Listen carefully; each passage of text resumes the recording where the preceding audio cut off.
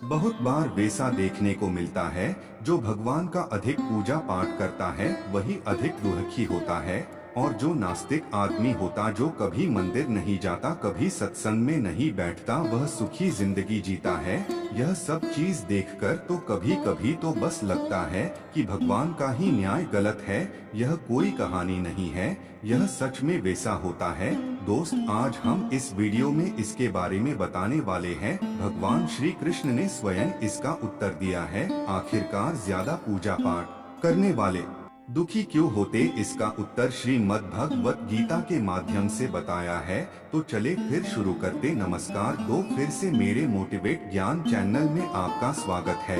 हमें मिलने वाले सुख या दुख का कारण भगवान नहीं अपितु हम ही हैं। हमारे कर्म ही हमें सुख दुख देते हैं। कर्म सकाम व निष्काम होते हैं। सकाम कर्म यानी ऐसे कर्म जिनके बदले में हम कुछ भौतिक सुख सुविधाएं चाहते हैं।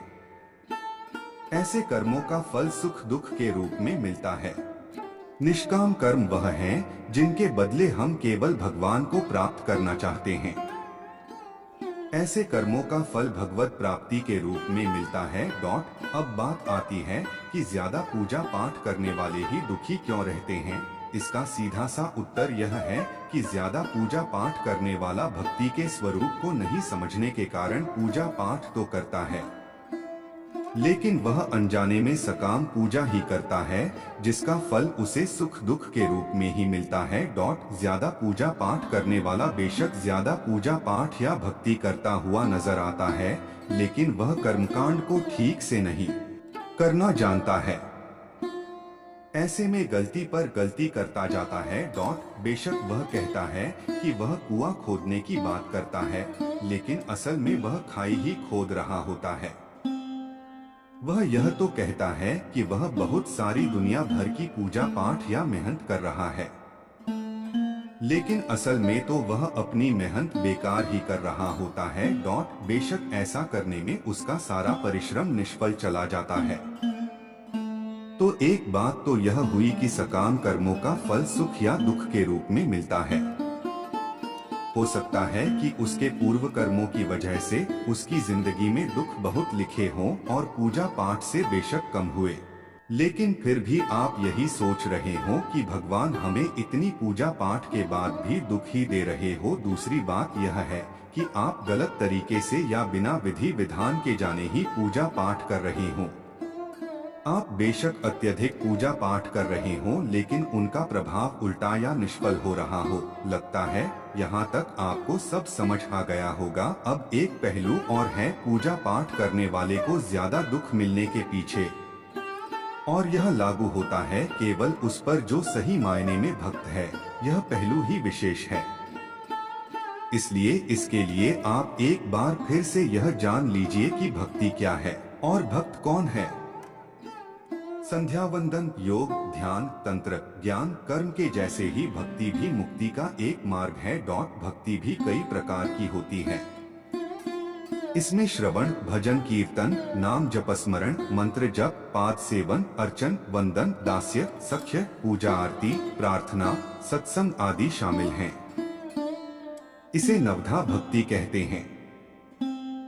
अब आपको बताता हूँ भगवत गीता में उल्लेखित 4 तरह के भक्तों के बारे में। पहले नवधा भक्ति क्या है यह पढ़ते हैं और इसे शॉर्टकट में समझते हैं।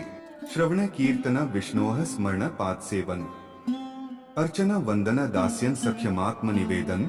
अब बात करते हैं 4 प्रकार के भक्तों के बारे में। गीता में भगवान श्री कृष्ण कहते हैं चतुर्विधा भजन्ते मां जना सुकृतिनोर्जुन आर्तो जिज्ञासुरर्थार्थी ज्ञानी च भरतर्षभ। ज्ञानी भक्त भगवान को छोड़कर और कुछ नहीं चाहता है, इसलिए भगवान ने ज्ञानी को अपनी आत्मा कहा है। और एक बात अच्छे से ध्यान रखिए, यही भक्त ही केवल शुद्ध भक्त की श्रेणी में आता है।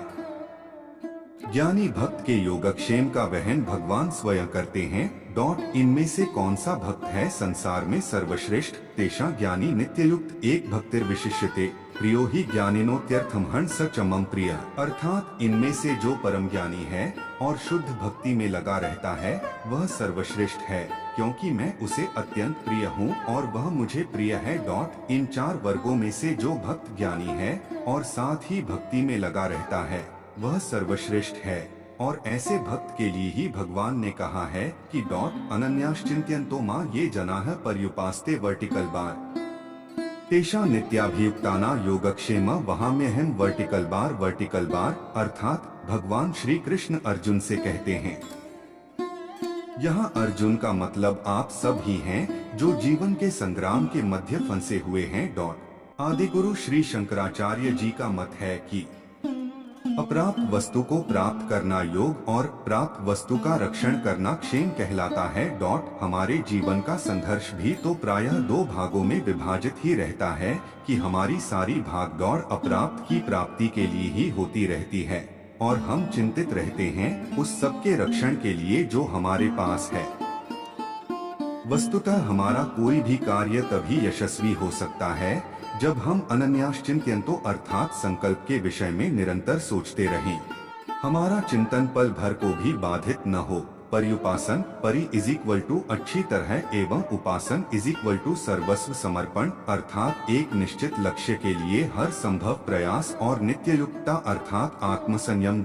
इस तरह जब संकल्प का सातत्य सर्वस्व समर्पण और आत्मसंयम ये 3 कुंजियां हमारे हाथ लगती हैं तो भाग्य का ताला स्वयं ही खुल जाता है। अर्थात योगक्षेम का भार स्वयं भगवान वहन किया करते हैं। यही शाश्वत सत्य है। अब इसको बिल्कुल सरल भाषा में समझ लीजिए। एक लाइन में भगवान कहते हैं कि जो परम ज्ञानी भक्त हैं और जो अनन्य भाव से मेरी उपासना करते हैं उनकी जो जरूरतें हैं वह सब वो अपने आप पूरी करते हैं और जो आपके पास है उसकी रक्षा का भार भी स्वयं भगवान अपने कंधों पर लेते हैं। यह ठीक उसी तरह है जैसे एक छोटे बच्चे के खान पान रहन सहन आदि की सारी जिम्मेदारी माता अपने सिर पर लेती है। बच्चे को इस विषय में चिंता करने की जरूरत नहीं होती है। माता इस विषय में स्वयं चिंता करती है। अगर हम ऐसे अनन्य भक्त बन जाते हैं तब आप यह नहीं कह सकेंगे कि हम तो इतनी सारी पूजा पाठ करते हैं फिर भी इतने दुखी क्यों हैं। एक बात और भी है, कई बार भक्त पर भगवान की विशेष कृपा होती है जिसके फलस्वरूप भगवान प्रयास करते हैं कि आपके प्रारब्ध का फल इसी जन्म में या एक ही बार में कट जाए। ऐसे में वे आपसे ज्यादा पूजा पाठ भी करवा सकते हैं क्योंकि फल तो कर्म करने से ही मिलेगा। ऐसे में आपको इसे दूसरे दृष्टिकोण से समझना होगा।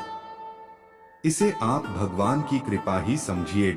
कई बार जीवन के अंत में या मृत्यु के समय आपको भगवान अत्यधिक कष्ट भी दे सकते हैं।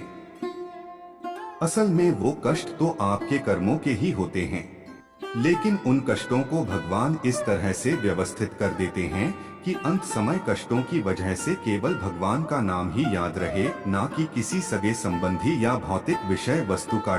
और मृत्यु के समय हमारा जो भाव होता है हम उसी को प्राप्त करते हैं। ऐसे में भगवान की याद बनी रहने से ईश्वर आपके लिए भगवत धाम का रास्ता खोल देते हैं।